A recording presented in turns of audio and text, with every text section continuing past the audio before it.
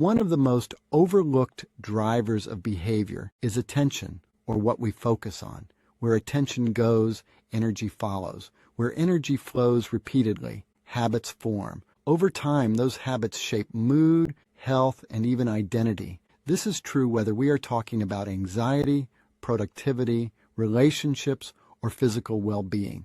People often try to change outcomes without ever examining what they are feeding with their attention each day, particularly when they are tired, stressed, or overwhelmed. In today's world, we allow an extraordinary amount of our sacred life energy, our attention, to be sucked into the content others feed us. The news, blog posts, Facebook, X, or whatever it is, the emotional tone of that content will become your emotional tone. It's inevitable. Can you imagine you suddenly realize you have about 10 seconds left to live, and you remember all the hours in the last week alone you devoted to a screen rather than truly being present with those you love?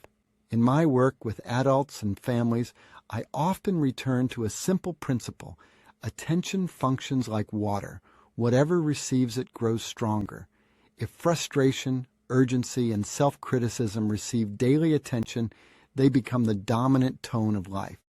If following the news or any social media extensively, the tone of the content will demand and own the emotional tone of your life. Many keep their subscribers and viewers by feeding on our fears, and thus fear, in the form of anxiety, must dominate.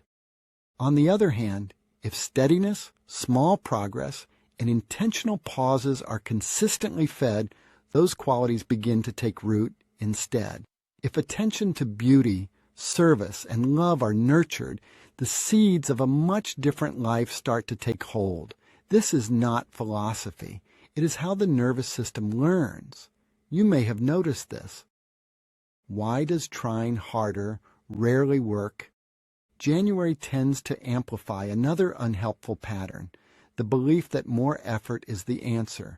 People resolve to push harder, do more, and hold themselves to higher standards, often without addressing exhaustion, stress load, or unrealistic expectations.